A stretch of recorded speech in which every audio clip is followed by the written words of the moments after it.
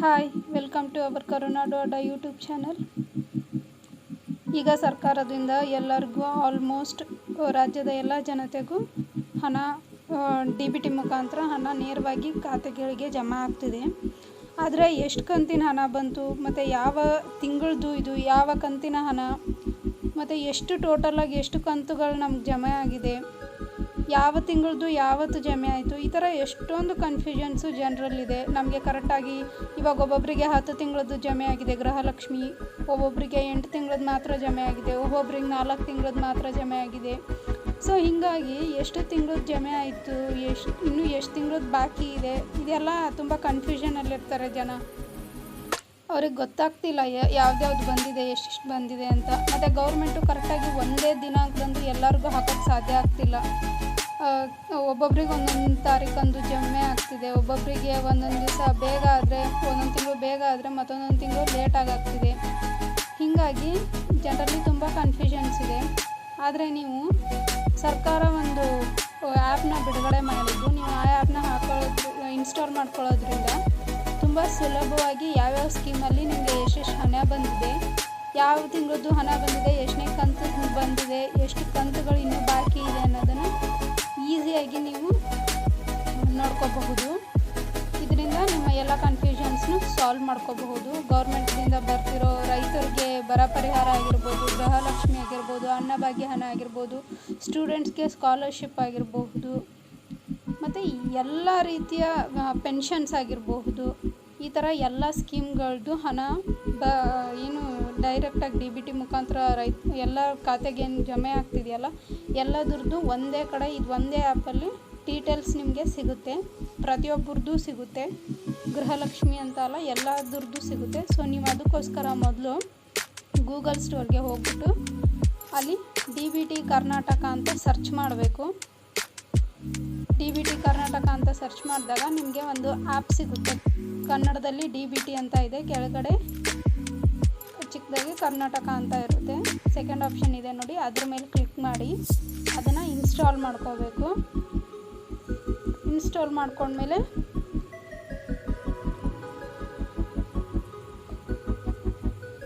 Install ಮಾಡ್ಕೊಳ್ಳಿ. First install ಆದಮೇಲೆ open ಮಾಡಿ ಅದು ಆ್ಯಪ್ನ. ಈ ಥರ ಓಪನ್ ಆಗುತ್ತೆ ಆ್ಯಪು.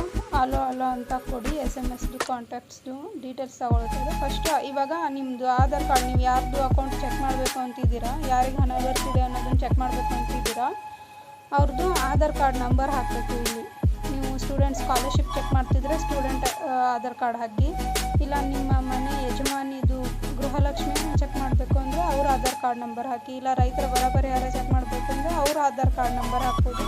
ಒಟ್ಟಿನಲ್ಲಿ ಯಾರು ಚೆಕ್ ಮಾಡ್ತಿರ್ತಾರೋ ಅವ್ರ ಆಧಾರ್ ಕಾರ್ಡ್ ನಂಬರ್ ಹಾಕಬೇಕು. ಆಧಾರ್ ಕಾರ್ಡ್ ನಂಬರ್ ಹಾಕಿದ ತಕ್ಷಣ ನಿಮಗೆ ಒಂದು OTP ಬರುತ್ತೆ. ಆಧಾರ್ ಕಾರ್ಡು ಯಾವುದು ಮೊಬೈಲ್ ನಂಬರಿಗೆ ಲಿಂಕ್ ಇರುತ್ತಲ್ವ ಆ ನಂಬರ್ಗೆ ಒಂದು OTP ಬರುತ್ತೆ. ನೀವು ಅದನ್ನು ಎಂಟರ್ ಮಾಡಬೇಕು. ನೀವು OTPನ ಎಂಟರ್ ಮಾಡಿದ ತಕ್ಷಣ ವೆರಿಫೈ OTP ಮೇಲೆ ಕ್ಲಿಕ್ ಮಾಡಿ. ನೆಕ್ಸ್ಟು ಇಲ್ಲಿ ಕ್ರಿಯೇಟ್ MPIN ಅಂತ ಇದೆ.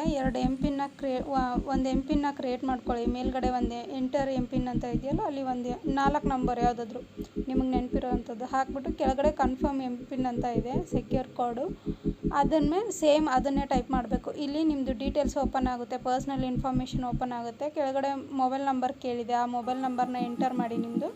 Next residing in different address ಅಂತ ಇದೆ, ಅದೇನು ಬೇಕಾಗಿಲ್ಲ, ಕ್ಯಾನ್ಸಲ್ ಮಾಡಿ. ವಾಪಸ್ಸು ಕ್ಯಾನ್ಸಲ್ ಮಾಡಿಬಿಟ್ಟು ಅದು ಚೆಕ್ ಬಾಕ್ಸ್ ಮೇಲೆ ಕ್ಲಿಕ್ ಮಾಡೋಕ್ಕೆ ಹೋಗಬೇಡಿ, ಇಲ್ಲ ಅಂದರೆ ಓಕೆ ಅಂತ ಕೊಡಿ ಸಾಕು. ಈಗ 4 ಆಪ್ಷನ್ ಇರೋದು ಓಪನ್ ಆಗುತ್ತೆ.